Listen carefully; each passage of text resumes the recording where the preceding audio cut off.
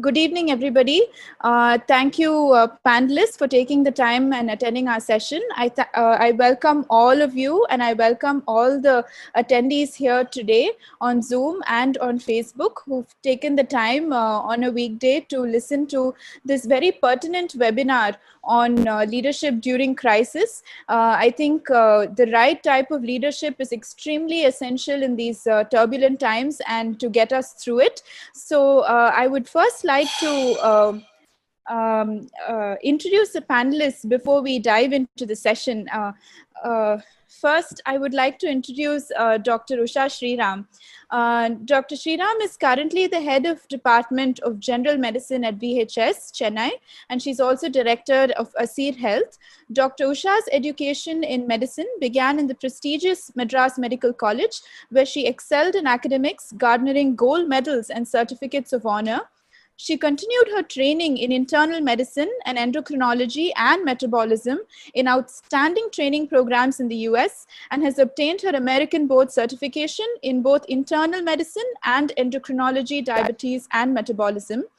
Aside from being a very meticulous, dedicated doctor and a practitioner of medicine, Dr. Sriram is a strong voice for women's health and empowerment. She launched Divas in 2013, making it a large nationwide movement to build awareness on the problems of diabetes and its impact on women. We are delighted that we have amongst us her presence today, not only as a leader, but also a healthcare professional. Thank you, Doctor, for your time and being present here today with us. Our next panelist is Professor Arun Kumar. Professor Arun is a professor and head at the Department of Management Studies at IIT Madras. He holds a joint position as a visiting faculty at the School of Management, Asian Institute of Technology at Thailand. He's an applied researcher and his current focus is on evidence-based impact evaluation for international development. He works on assignments with the Department of International Development, Government of UK, and other field-level intervention-based organizations on various developmental issues. He also researches on e-businesses, valuation of startups, market integrations, long-run relationship in Asian stock markets, and changing roles of market dominance. We are thrilled to have him here today as he will share his unique experience of heading the department of an education institution in these very difficult times. Thank you, Professor. Thank you, Sahana. Thank you. Mr. Sridhar Ranganathan is the CEO of Helixon, an IIT Madras-invested medtech enterprise focused on revolutionary and path-breaking beyond hospital care solutions, including continuously monitoring IoT devices. And he's also associated with exclusive software products.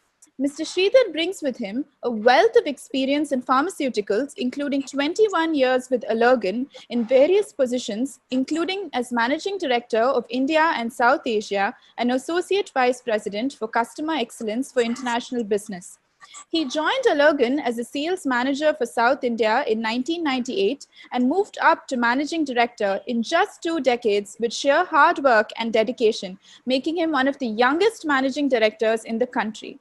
Mr. Sridhar is also part of the Toastmasters International, and public speaking is like second nature to him.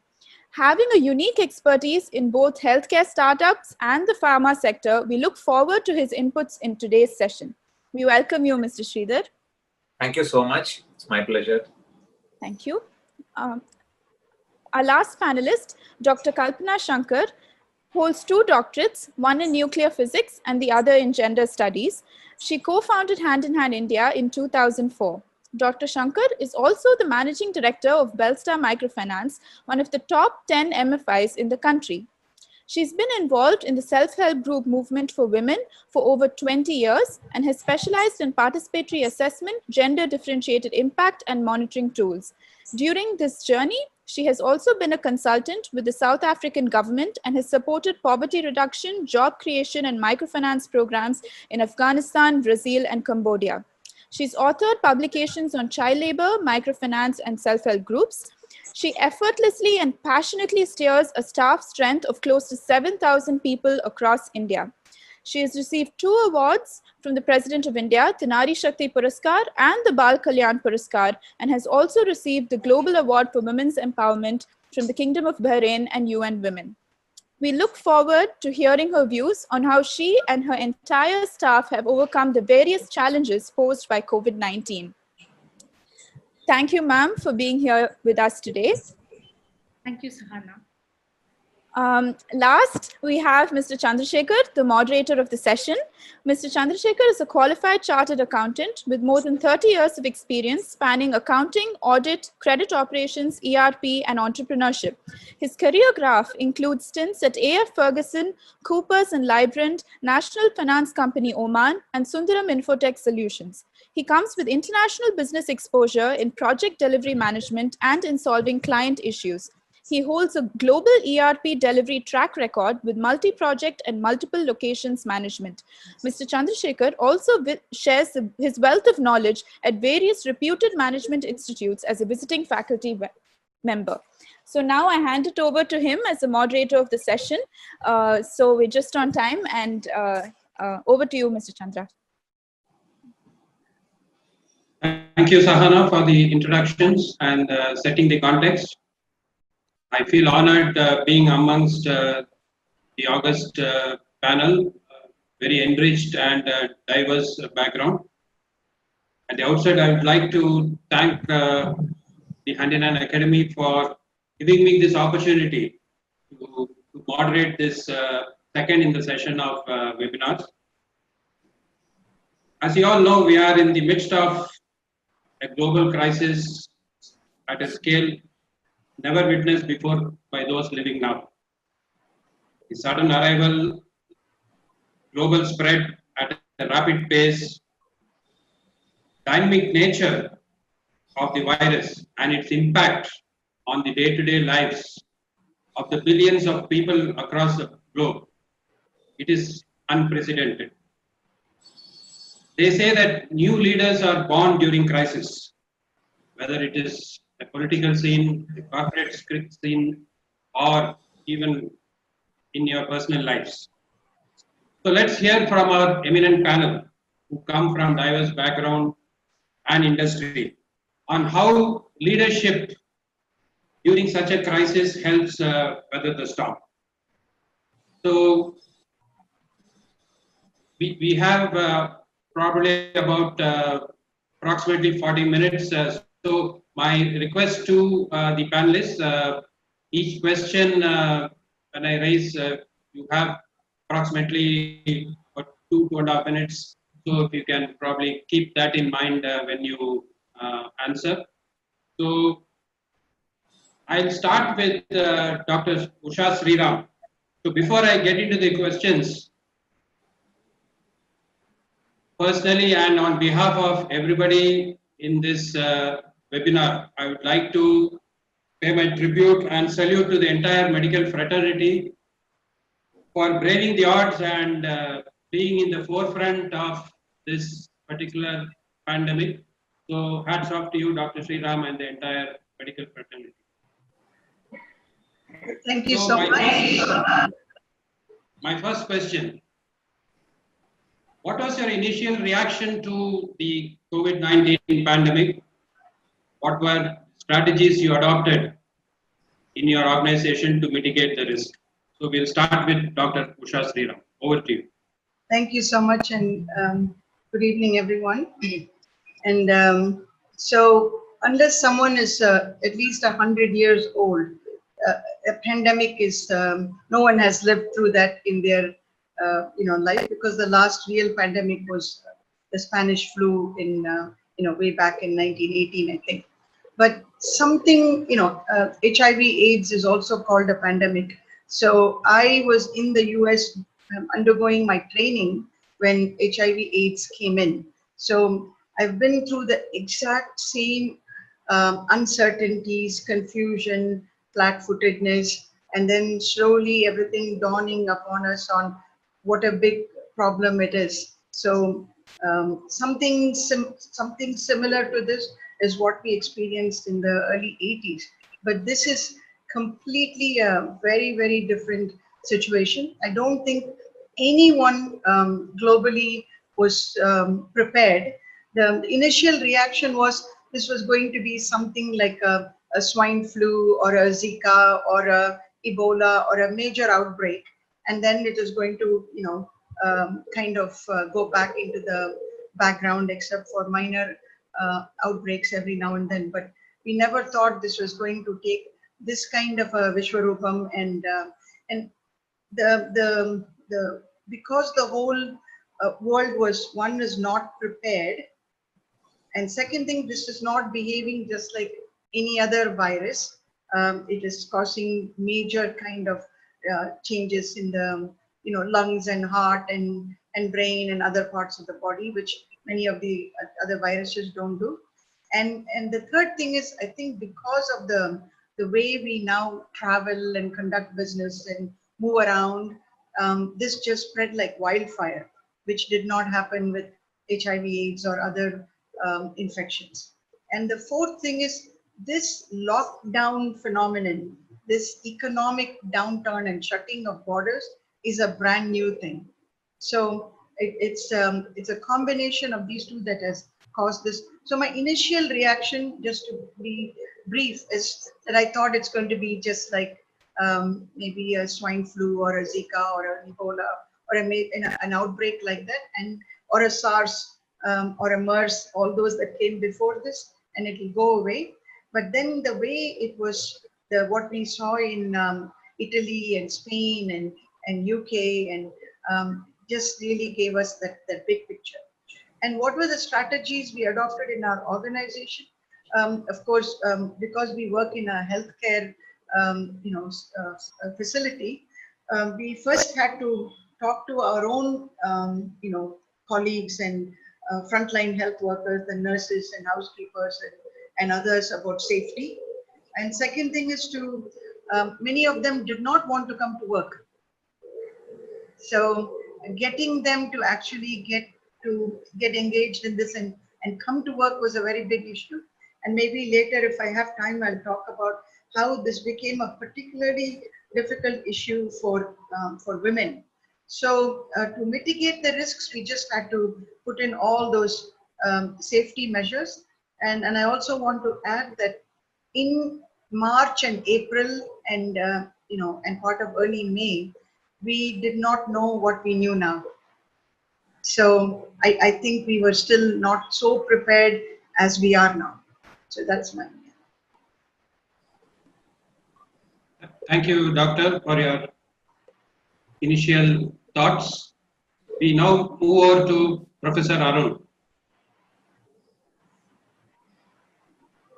Sorry. Thank you, Mr. Chandrasekhar. And of course, I do join Chandrasekhar in really expressing my gratitude to the healthcare community. Now, coming to the initial reactions, as Dr. Usha Sriram just said, initially we thought it's something very small. Or, in fact, if I have to be more precise, we thought it's going to be restricted to Kerala, like that is where it started off, and like any other pandemic, that is your Nipah, etc. So, and Kerala having a very fantastic, as a public healthcare system, I thought they will manage it and it's not going to come here at all. But as we started seeing the pandemic spreading in the European nations and the kind of casualties there and etc., the panic that is spreading, especially in countries like Italy, etc., that is when it basically dawned on us. The first reaction what we had was basically, I work in an academic institution which is full of students. So first thing was to send the students back home. That is what the institute took a call and sent almost everybody home. At least in my department, I ensured that every student, because I work with about 550 students out here, MBAs, executive MBAs, and research, and put together. So the first thing was send all the 550 students out of campus home so that they are safe, because being in the hostel, they are more exposed to pandemic. But then we were trying to scramble around how do we do it, because the students are key stakeholders of our institution, and their education or their progress will have to be kept in mind. That is the first and foremost. So, what we did was basically we said that we were not very sure by around 20th or 23rd of March when the lockdown had started. We were we were not sure that how long it is going to last or what is the shape it's going to take, looking at other countries. So we went ahead and got in what is called as one of the platforms for online education. In fact, we were one of the first to start off with the online platform webinar. We got in Cisco webinar and then, WebEx, and then we started web-based classes out there. We started the classes right on 30th of March itself. I mean, we were the first, in fact, even in IIT to start off with that. By 30th of March, we had started on put on a complete schedule, communicated with all the students out there who are doing the coursework, personally trying to contact each one of them, ensuring that they have what is called as the connectivity, or they have their laptop, etc. And then also at the same time communicating with my colleagues and everything. So first thing is, the students should not have panic. They are the main stakeholders. So get things rolling for them. So that was the first priority what I had, and that is what we started off with within about a week after lockdown. And once we set that ball in motion, then we started looking at the whole lot of other things as to how do we manage out here, how do you manage, in fact, how long it's going to last, what is the situation we are going to do for the admissions, and etc., etc., etc. So first thing was the key stakeholder, the students. So first take care of their problem, ensure their safety, address their first concern. That was the first move with which we started. I think I would like to stop here so that we go on. Thank you, Professor. We now move over to Dr. Kalpana.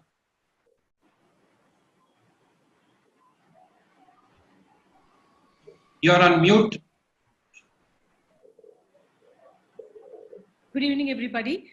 Like the other panelists, even in the initial reaction was, I thought it will be like SARS. We will not get affected.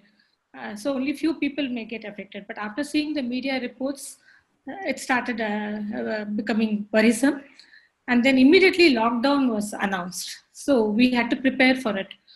As Dr. Usha Sriram said, women are at a disadvantage. Immediately I convened core team meetings, both at Hand in Hand and Bellstar. We came with a work from home policy. We also realized that we had signed MOUs, but funding was getting delayed. So staying liquid was on the top of the agenda for both Bellstar Microfinance as well as for Hand in Hand. 3 or 4 things we focused post-COVID. One was treasury management, because that is the key, because we have a large workforce. Second, we felt this was a wonderful opportunity to upskill our staff and also to improve the process controls. We also focused on digital solutions, because future, we are not sure how long the pandemic is going to be there, and we have to be prepared with new strategies. Last but not least, we felt staff well-being is utmost concern for both the organizations. I think we are the first organization in the whole country to have come up with a policy, COVID policy for our frontline staff. Thank you, Dr. Kalpana. Mr. Sridhar Ranganathan. Yeah. So first of all, thank you very much to the Hand in Hand Academy for having me here, and I'm sure that from the elite panelists who come from diverse sectors, whether it is medical or the educationalists or the NGOs, I know all 3 of them had different but equally impacted problems as such, and I'm sure I will have a lot to learn from them as well.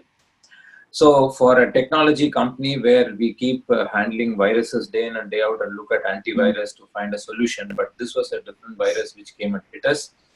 And as with others, we also estimated it, okay, it could be a problem for the month of March, and after March, it probably will all be over. And initial, our objective was to see how we can focus on the sustainability. So we had to address the critical cost areas and see how we can first make sure it doesn't increase before we start looking at where we can actually look at being frugal and all that. We wanted to see where we make sure that it doesn't increase, and thereby sustainability is not a problem. But as things moved on, luckily we are in an industry where we were actually having products which could be useful for the medical fraternity, and hence from a sustainability point we had to move our thoughts towards scalability as such, and that's where we had to work on a lot of aspects, and then we had to make our infrastructure, make our field force, all the resources adequately get ready to face what is required at that particular point of time. So our initial was to focus on sustainability. Then we started moving towards scalability. Thank you, Mr. Sridhar. So it's quite clear that the focus in general during such crisis shift from diversification, expansion, growth, revenue, market share to things like liquidity, cost control, and in a lot of cases, even their basic survival. So that's exactly how things have changed during this period. Now, moving over to the next question. What are the challenges you come across in your sector specifically, and how did you overcome it? So we will start with Dr. Kalpana.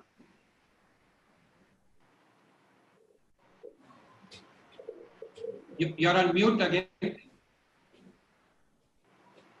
Our program is field intensive. We realized that it is not going to be possible after COVID. So we had to rework on our strategy, especially at Hand in Hand. We realized only COVID related activities would be possible. So we used to run 8 residential schools for child laborers and out of school children. We started satellite centers to help them continue with reading and writing skills because we have not opened the schools after March. Similarly, when it came to women's empowerment program, we are active in nearly 18 states in India, but we are not able to assemble them. Social mobilization is limited because we cannot assemble more than 5 people. We had to work through mobile. So we invested in digital training, not only of our staff, but also on our clientele so that they could carry on with digital transactions. Our farmers producers company, one thing which I am very proud of, they procured the produces of the farmers at a fair price. Nowhere it was wasted. So they got value for their produce. And hats off to our solid waste management team. They're working full time even during COVID. The grassroots level workers were given PPEs and immunity boosters, and they are active as before. And they're giving radio interviews and motivating other people to go back to work. So we are really proud of the cadre. And health pillar, it is focusing on advocacy. We have mobilized a lot of grants from CSR companies. We are supplying PPE kits, disinfectants to hospitals, poor families. Around 3,500 single women and ultra poor families were given rations. At Belstar, we focused on 3 aspects, namely treasury management, raising debt to stay afloat, as Chandra said, and also on online training, because it's a wonderful training to time. We have a lot of spare time. We use technology and we developed a training on Moodle platform, and our staff are getting benefited out of the training program. Thank you. Over to Mr. Sridhar. Yeah, so we had some unique challenges, I should say. First of all, safety of employees. Safety of employees, when I say the kind of work that we are into, warrants people to go visit hospitals, visit healthcare establishments, and see how we can actually service the requirement of the healthcare fraternity. But at the same time, we cannot be without visiting, and hence the safety of those people who are visiting became of paramount importance.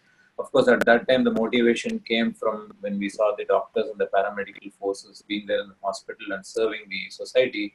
We thought, okay, we should be able to manage that with as much care as possible. That's the first point. And second is the change of working from home, right? Because we never thought that it is possible for us to work from home, because we are used to more one-on-one group meetings, both internal and external. Suddenly to change to a completely Zoom type of meeting was a big challenge to bring in efficiency or to even manage the stress levels which were involved in that.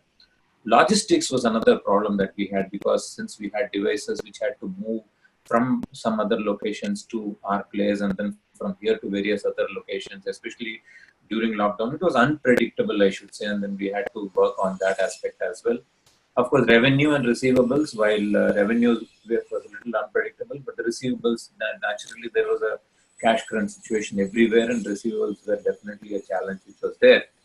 And the last point was adaptability to the new product that we had. Our products were not fully established at that point, for a particular point of time, where the concepts or the kind of solutions that people were preferring to use something which they were already used to rather than trying something new at that particular point of time. So we had to work more on the concept and then help people to get educated, help people to try. So in the process, we had to give a lot of free things to people so that they were able to provide those services to the patients in the hospital. So these were some of the big challenges, and we were able to overcome it thankfully because of the efficient team that we have with us. Dr. Usha Sriram. So our challenges were huge because you can look at it as challenges dealing with COVID patients, and then challenges dealing with the non-COVID patients, challenges dealing with the outpatients and inpatients. So, and then of course the staff. So I'll just take first challenges dealing with COVID patients was first. It had to be a lot of house staff, and from junior staff to the senior most staff had to kind of familiarize themselves and learn a lot about. It was almost like on the learning as we go, because many of these things were very new. For example, putting the patient or prone position upside down, their lungs got better, their oxygenation was better, people were being fed as they are put upside down. So this is a new thing that they did with the COVID patients in the ICU. And our institutions, many of them may not have the facilities or did not have the facilities, whether it came to the ICU or the emergency room, and then testing, how to go about it. The test took about 2 days. What do we do with patients? For those 2 days, they had to be kept in an isolation. So there was a triaging of people came in, then they were in isolation, and then they were triaged to an ICU, or, okay, you don't have COVID, you go to the regular ward. So there was a lot of confusion there.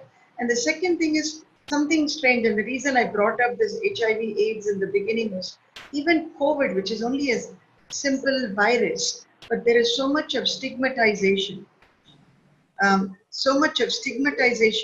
Associated with this COVID business that people were refusing to come in for tests, and so that became a big challenge of how to train our staff on counseling people on taking the test. And then came outpatients. So because it was a lockdown and no staff can travel, no public transportation, you can't run OPDs. And even when you run OPDs, many people don't have PPEs. And many doctors wearing PPEs were not able to function more than a few hours wearing a PPE and sitting in an office, seeing patients. Some of them seeing patients, some of them had other issues. So, and also people are so freaked out about coming to a hospital, including pregnant women stopped coming for their regular antenatal checkups. And all emergency rooms and ICUs are reporting that they are seeing only 20-30% of the heart attacks and strokes that they saw before COVID. Did COVID cure these things, or those things don't take a vacation during COVID? So either people are, so there are two theories floating around.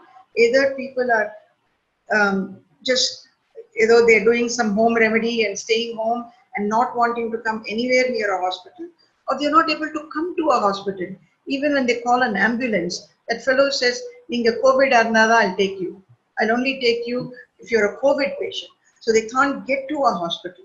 And when they come to a hospital, they are put through all kinds of hoops, and it's expensive.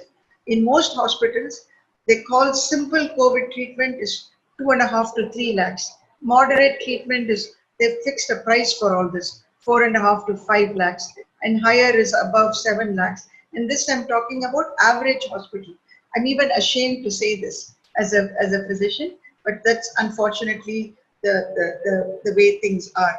And also, so that became a big problem. And we really don't know what is happening to many of these patients. So there, I must congratulate people like Sridhar and others who have brought in this whole telemedicine, telehealth concept. And while for one sector, like I work at Voluntary Health Services Hospital, VHS, where there's a resource poor setting and many patients are not comfortable with WhatsApp or FaceTime or or telemedicine. But there is a big group of people who are now slowly, getting their comfort level. So from a non-COVID outpatient regular care, telemedicine is a good solution for us. For the inpatients, it was a huge challenge initially, but we have worked through the initial problems and slowly getting better at it. The biggest problem we are facing is the young nurses. Their parents don't want them working in the hospital because they're afraid they'll get COVID. So they're all asking them to go back to their hometown. If they're migrant workers, they've gone back. If they're women, for example, many of them are undergoing domestic abuse. Many of them are in informal sector, so they don't have, they're underpaid or not paid. They haven't saved any, and there's no way they can get to work. So women have become, the major, I just want to say, casualty of this lockdown and COVID in other ways. So we are working through the challenges. I think we have learned how to take care of the patients thanks to a lot of the global experience and literature that has come up. So the patients are now getting better, and the mortality is down. And as such, in our country, the mortality has been lower than some of the other countries. The death rate has been lower than other countries, which is something we should be happy about. But we are working through those challenges. The government, I'll come to that at another time, because there have been some issues with that. Thank you, Doctor. Professor Arun. Thank you, Chandrasekhar. I think the challenges what we face is completely different from the challenges what Dr. Kalpana, Dr. Usha Sriram or Mr. Sridhar had faced. In fact, our challenges are very different. When we go to a class and teach, you see some faces, some happy faces, some nods, some positive nods, some negative nods, some blank faces, etc. And that is what is, and some interaction, some questions coming up, popping up right on your face for which you are not prepared. And that is what basically encourages a teacher, or that is what keeps the teacher going. I mean, that is what is basically what is an inspiration for a teacher out there. Now, the first and foremost, what we had as faculty we faced was, we were just talking to blank screen out there. And we just could not have the video. All the students could not have the videos on because of the bandwidth issues. And there are about 70 students in a class and 60 students in a class. So bandwidth issues, they just had to mute their video as well as audio. And I mean, you feel that you are basically talking to a blank screen for an hour and a half, and you have to keep the inspiration, or you have to keep yourself self-motivated.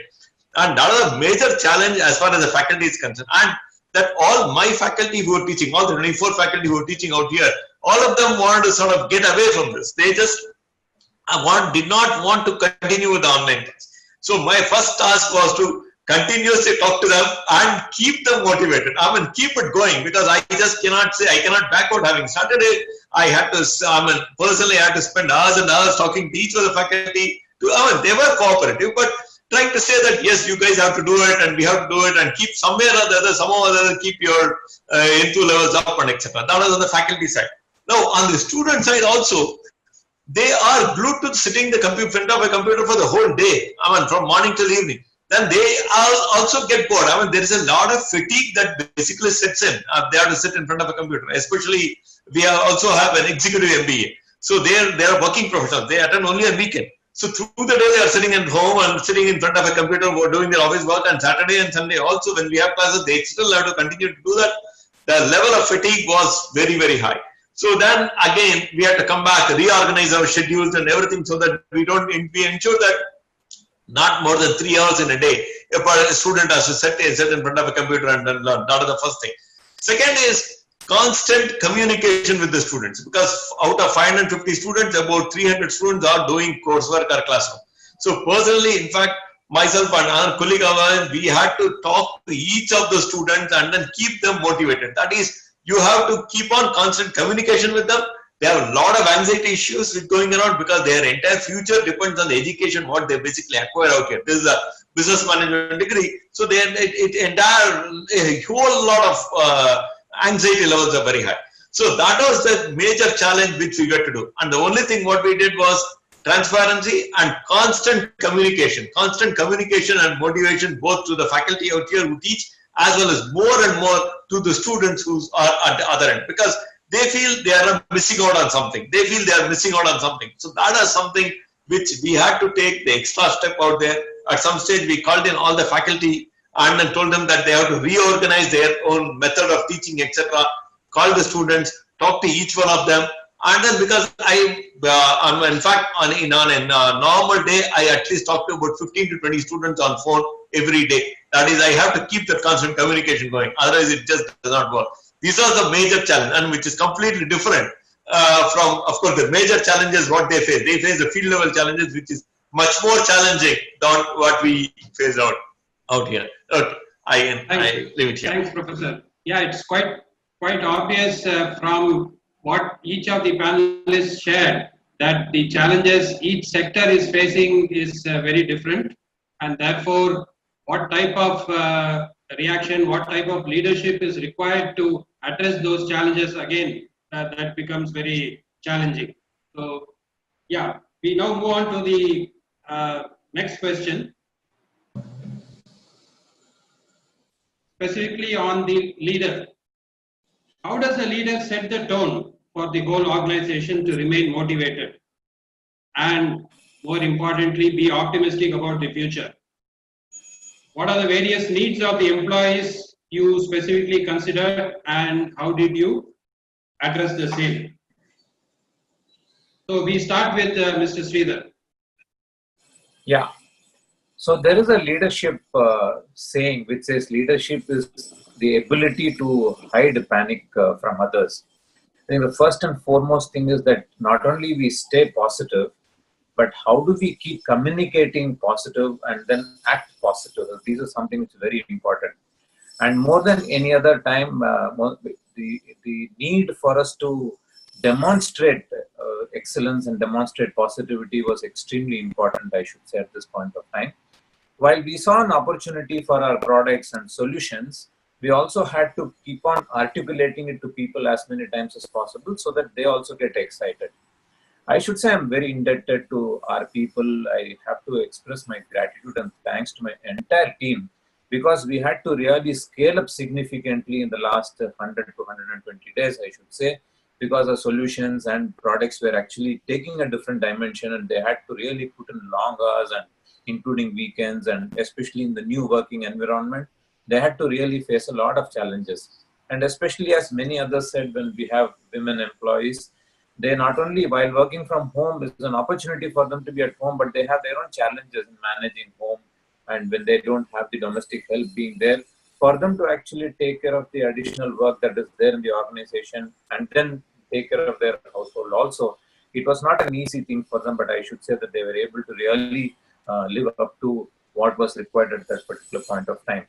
And from our side, we had to really indicate to people or give them a message saying that, okay, their job is not at stake at that particular point of time, because the first thought that ran in people's mind is, okay, if this is happening, what will happen to our job? So that was something which we had to keep on communicating.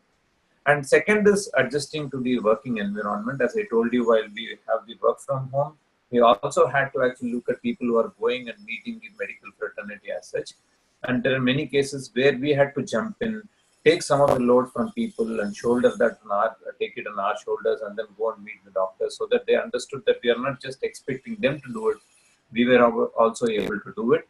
So these are the few things which really had to come in, and we took that on our shoulders, and we were able to demonstrate, and thereby we were able to really manage. And as I told you, I have to really thank my employees for showing a phenomenal determination and commitment in what they're doing during this time.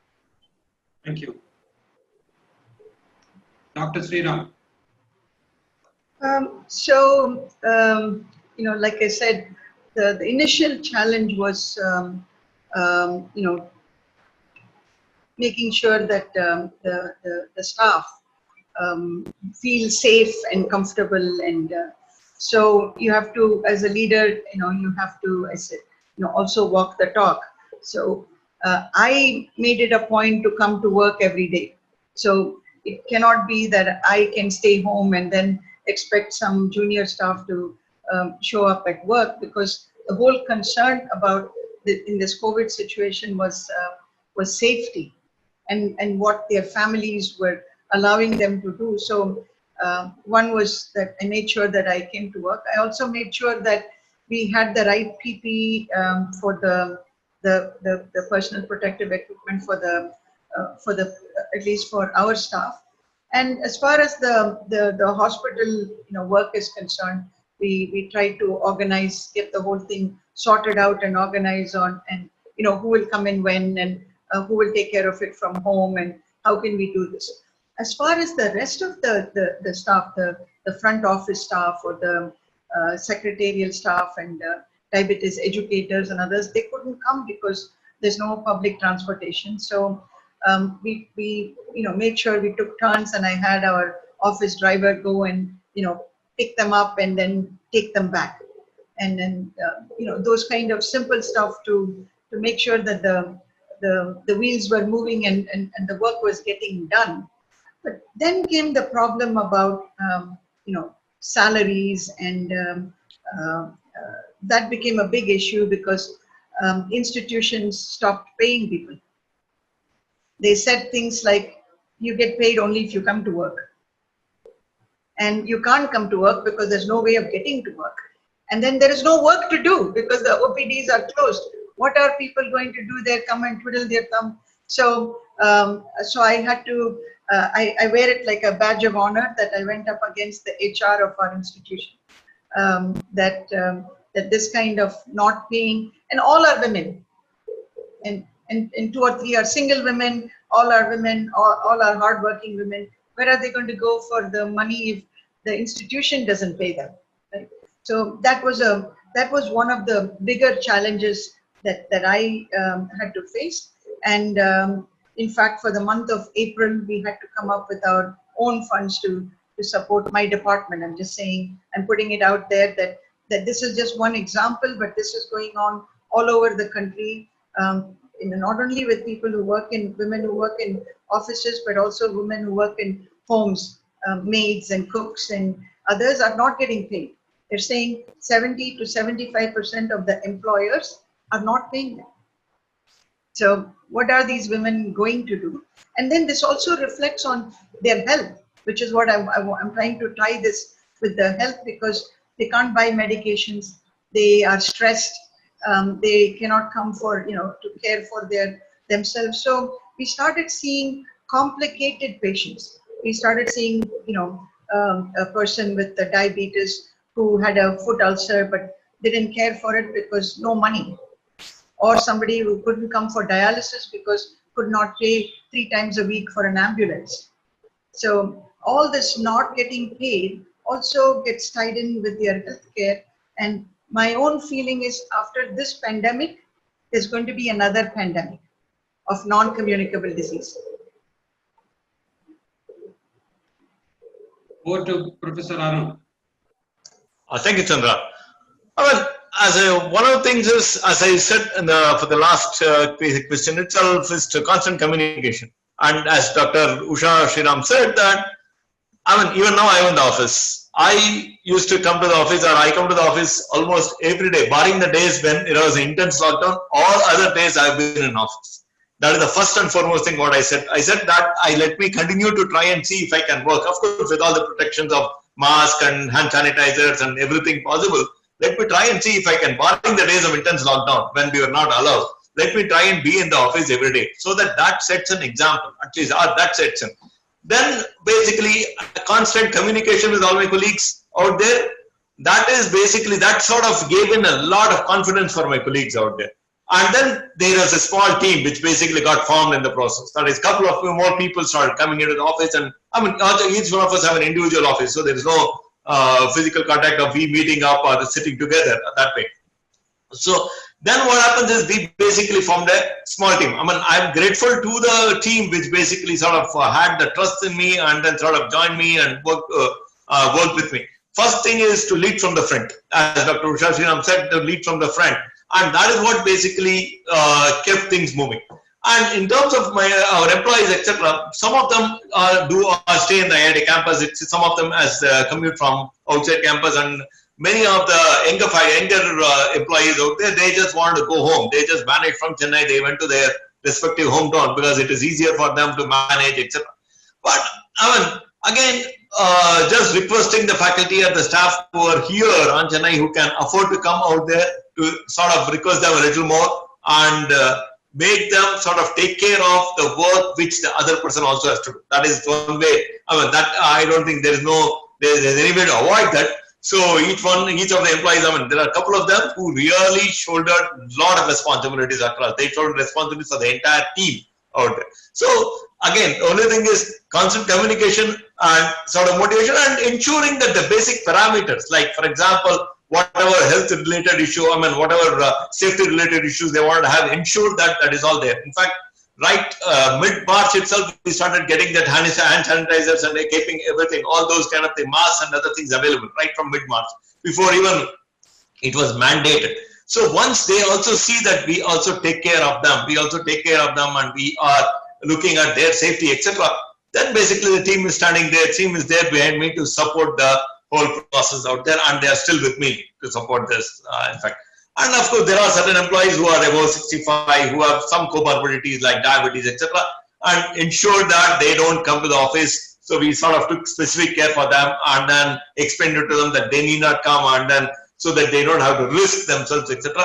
So very careful in choosing people who can come here to work, and then also ensuring that the safety of those people who come here are taken care of. Thank you. Thank you, Professor. Dr. Kalpana? As other panelists mentioned, I think communication is the key. I have been in touch with all the staff through emails and review meetings. Give them the assurance that the job is secure, because that is very important. I did not want to give them anxiety during the pandemic. And some verticals we felt people can work from home. I think COVID has brought that realization. 30% of the workforce, I think they can work from home. We procured laptops, Chandra will remember, just before the lockdowns were announced. And some people are working from home. We gave flexibility for people above 55 years and who are having comorbid conditions. We said they can work from home. And our office is super clean. So those who are coming to office in terms of sanitizers, masks, they feel it is very safe for them to work. I think, and another thing I will agree with Sridhar, I don't share my problems when people speak to me. My staff or my core team will know at least 30% of the problem that I'm facing. But during review meetings, I try to give them energy, because downline, I want people to be motivated and they have to do what little they can do to make the world a better place. So continuously I keep giving them the energy, but I think at leadership level, we have to take the challenges and we have to move forward. Thank you. Thank you, Doctor. On a lighter note, I think the work from home culture now, it is become like somebody said in a WhatsApp forward, living from office. Work from home has become living from office now. So before we move on to the next question, I came across this in a management seminar. I thought it would be pertinent here. 7 C's in terms of leadership quality to be exhibited during crisis. Number 1, calm. Number 2, confidence. Communication. Collaboration. Community, compassion, and last but not least, cash. I think we have already touched upon all these aspects when the first 3 questions were answered by the panelists. So we now move on to the next question.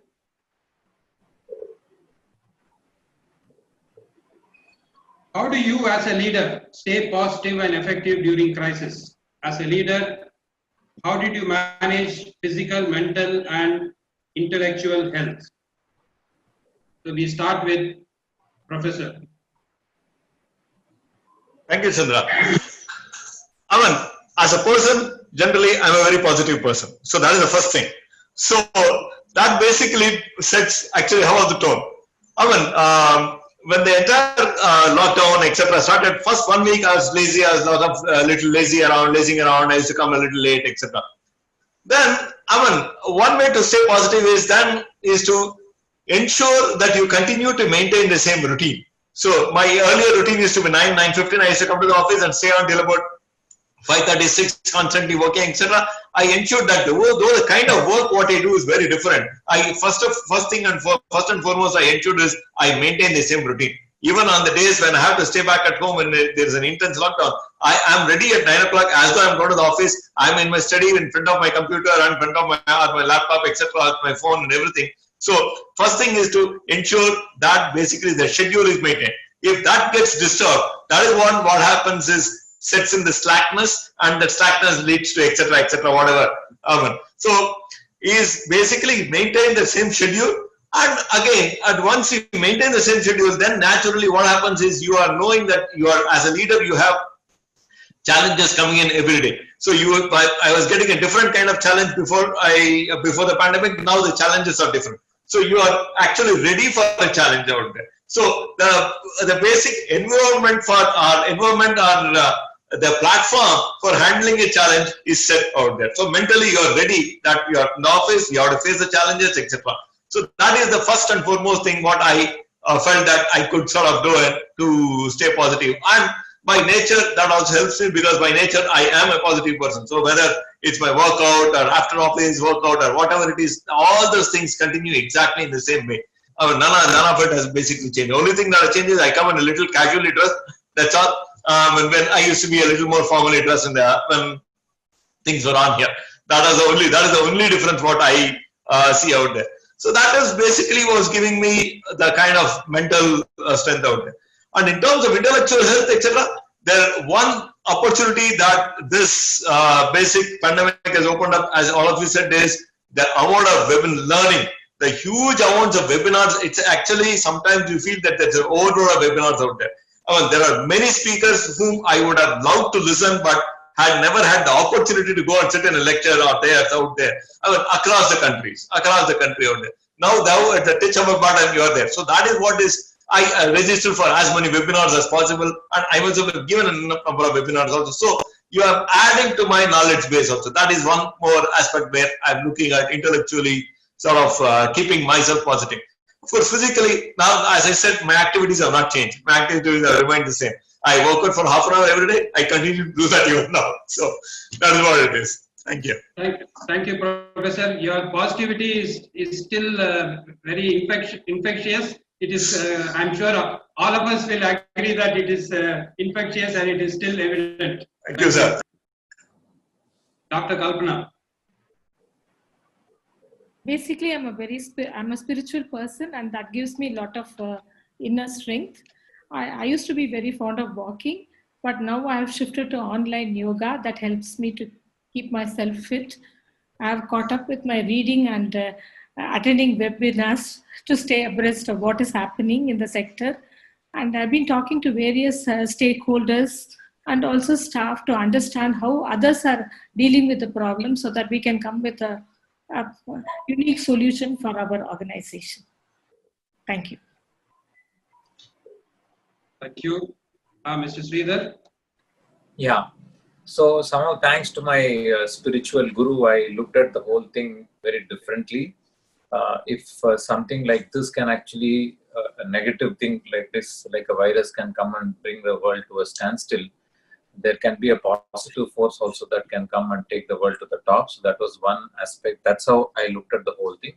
And at this point of time, we know that what we are going through is going to make a level playing field for everybody, right? And there's with a kind of 5 to 6 months of gap that is there, even a leader actually has his own challenge, or even a company which has got a leadership position also has its own challenges, and hence it is going to be a level playing field.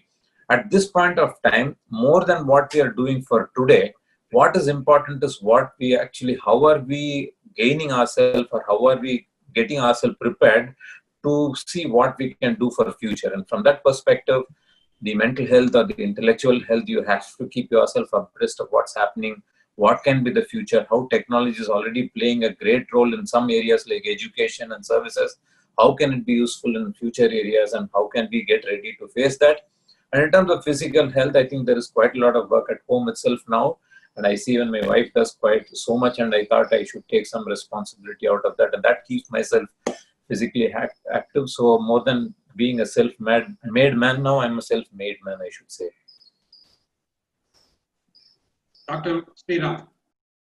I'm also a very optimistic person like Professor Arun Kumar, except that what I'm doing is 180 degrees different from what he's doing. I have no discipline at all now. I had a very structured day. Now it has all gone through the roof. Partly because, the house help which, we had in terms of somebody my parents are 91 and 90.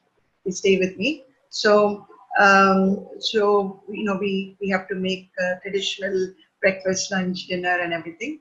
And I'm the cook, chief cook, bottle washer, janitor, endocrinologist, webinar host, everything all in one. So I am doing all kinds of, crazy different things through the day that it's actually quite busy.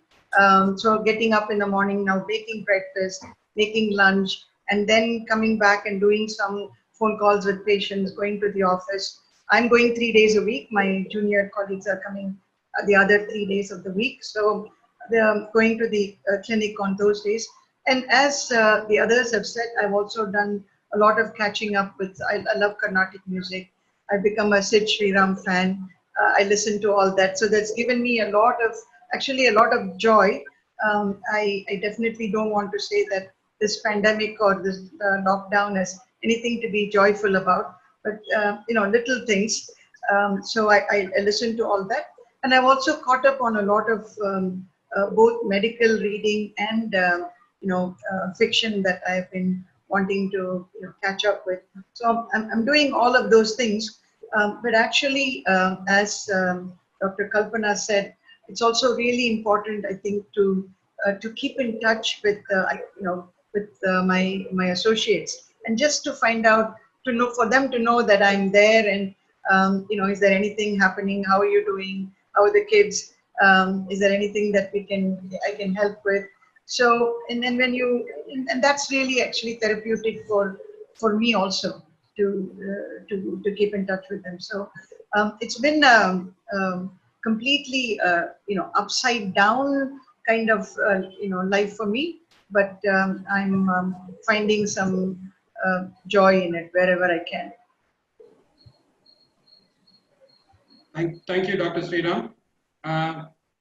We now move to the next question, which is very important in terms of how we see the future, because we know what's happening.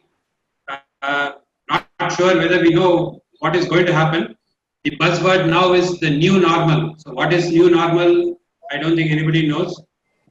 So how do you see the future post-COVID? And what are the new initiatives you have taken up? So you might have covered in the earlier answers. So if you can be a bit brief on this. So we'll start with Dr. Kalpana.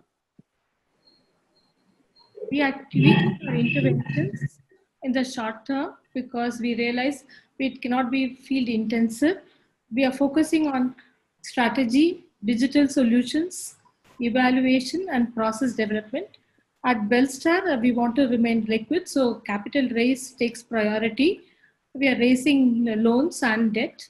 We are also providing emergency loans to help poor people who have lost livelihoods regain their livelihoods. At hand in hand, our focus is to support new social enterprises. Thank you. Thank you, Professor Arun. Thank you, Chandrasekhar. I mean, future is going to be a little tough. Of course, there are going to be a lot of anxiety levels out there. In fact, right now we have the admissions going on for our MBA program. And I see many parents calling me and asking me from up north, etc. Is Chennai safe? Because Chennai is a hotbed. And will I send my daughter or son to Chennai? And will you be able to take care of them? I cannot take care personally for each of the kids, right? That is the kind of anxiety levels. That is the kind of issues what we are basically trying to we are facing out there. It's going to be different because even if all these lockdowns and etc. everything is lifted, from a student or a classroom perspective, to maintain social distancing and then continuing to teach or letting them stay in the hostel and mingle, that's all going to be a challenge out there. So at least one good thing what we have got is this kind of web-based education. Basically now what happened, initially we had the trial version, now we have all the faculty are comfortable, students are comfortable getting into slowly trying to use this kind of a web-based education or the WebEx what we have. And faculties have learned new methods to keep the students engaged also. So that is one area, at least more and more of online education is going to go on. That is what we feel, at least for some time to come, till situation becomes normal. Thank you. Dr. Sriram? So there are two things that could change the whole picture. One is an effective vaccine, and if it comes in soon and everybody gets vaccinated, then we have overcome this. Or it just runs a natural course and then kind of disappears from the face of the earth. These are the two things that could happen to COVID. Or it could become like H1N1 or something, that little somewhere in the background, little spurts of activity every now and then. So till all that happens, I worry about the chronic care and acute care, not the COVID patients. I'm talking about the millions and millions and millions of others who need care, both for all elective procedures are on hold. Most people with acute problems don't show up to the hospital. Chronic care, preventive programs, all of those things are going to be suffering for a few more months. So I'm thinking that this time next year is when things may return to the old normal. It probably will happen around this time next year is what I think. And we are also having in the healthcare sector, we have some other issues. Like, for example, the funding has all been directed to COVID. So whether it is reproductive health services for women, or maternal health services, or HIV/AIDS care services, so many of them, and many development programs, all the funding has gone over there. And because of that, already there are huge projections of what is going to happen. 15 million unwanted pregnancies, unwanted, unplanned, unsafe abortions, mental health issues, huge rise in mental health from frontline health workers to all the way to people who have had COVID in their family, or to people who have either lost a job or could not join the college they wanted, or could not attend a wedding, or could not attend a funeral. The list goes on so much that mental health and working from home, I think, is no fun at all. It is putting so much strain on people that women especially, they have to care for their children. My associate came late to work today because she said, and the webinar and the class start panni kuduthu odi on them, madam. So she has to do that and then come to work. So it's not normal. It's not normal for children to be sitting in front of a computer. So all this is going to have PTSD, post-traumatic stress disorders, and I worry about that in our sector. That's why I said this pandemic is going to be followed by truly another pandemic. Thank you, Doctor. And so, similar incident in the future. Sorry, Mr. Chandrasekhar. Yeah, please. Similar incident in the future, I don't even want to think about it. It should happen another 1,000 years from now. Point taken, Doctor. Yes. I think Spanish flu was 100 years back. No, 1,000 years. There is nothing in the next 100 years. Thank you to all the panelists for sharing all your thoughts and experiences. So, though we have short the time what we had budgeted, we'll just take in probably a couple of questions which have come from the attendees. One question is, what technologies, practices do you think you could continue during using post-lockdown? Will there be more flexi working options in your respective organization? So I will ask this question to Dr. Kalpana.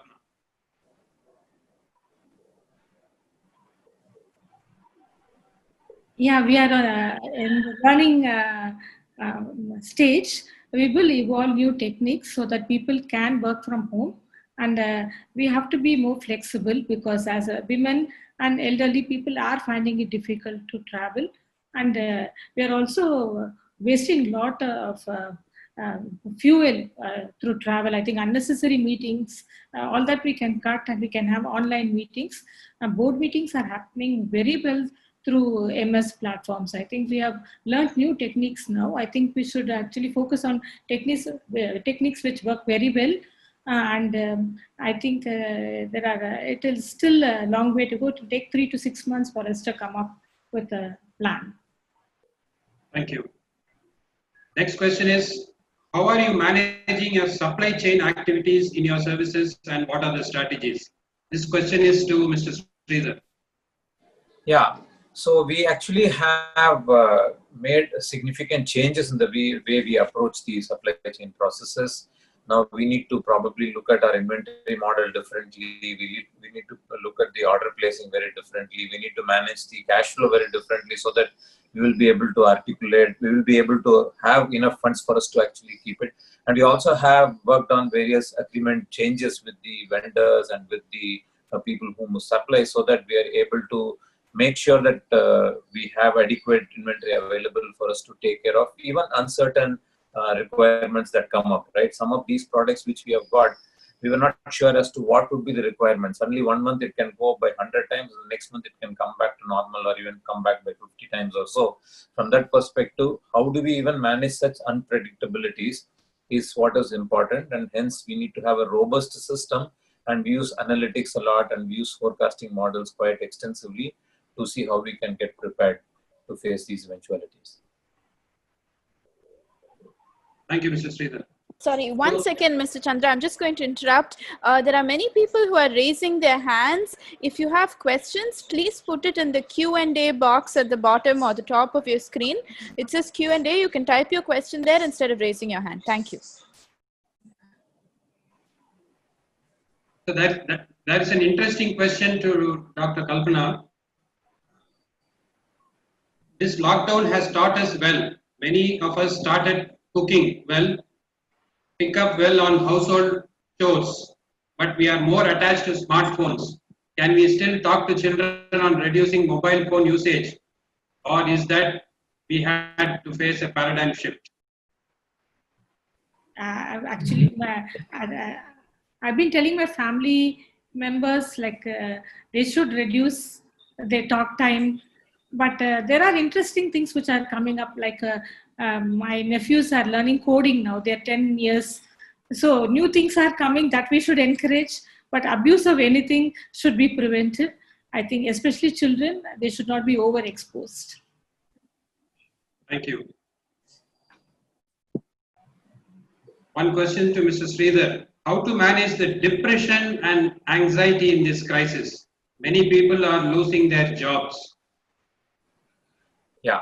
So as I told, one is we need to operate from a position of strength, and because we will have a level playing field, and when things open up, the stronger will actually get attracted the most. So from that perspective, even if they're facing some challenges at this point of time, instead of getting worried about what is happening currently, if we can prepare ourselves for future, I think with all the investments plan that the government is bringing in, with the change of what is happening with the relationship with China, all those things can open up huge opportunities in India when things become normal.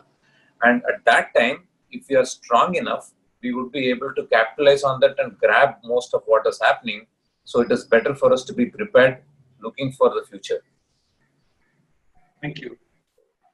This is a question to Professor. What is the impact of job offers received by our students in the wake of COVID pandemic? Job offers, I don't think it's going to really get affected in terms of number of offers it's going to be on. At least some sectors have been working out there. But the only thing is what we are worried about is the salary structure. Compensations are going to be slightly hit. In fact, even the summer internship, we were able to get for everybody, though not physical internship, but more on the virtual internship. In fact, that was there. And all the students were engaged in the virtual internship. But the only thing is the stipend what they give for an internship, that basically got slashed. And that is what I expect as of now with regard to the placement, because getting jobs is not going to be difficult for the students. But unless if somebody is very choosy on the kind of job and the kind of numbers or compensation, that's going to be a real challenge out there.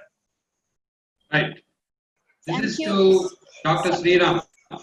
What are the special safety net measures you have taken for your team members and their families?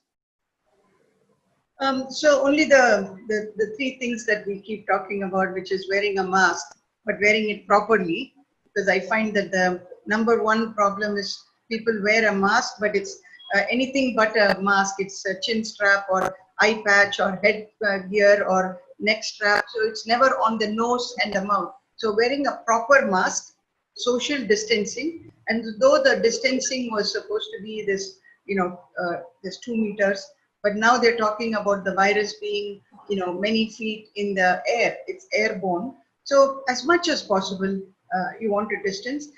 Having said that, I also want to say in our country, social distancing itself is a privilege. So we cannot so casually say social distancing. So as much as possible. And the third thing is, of course, hygiene, hand washing, and especially before preparing food, before eating, and when we bring things from outside. So one of the very good things upside of this is what the UNICEF and others have tried for decades, is to get people to wash their hands and do these things, which was not happening.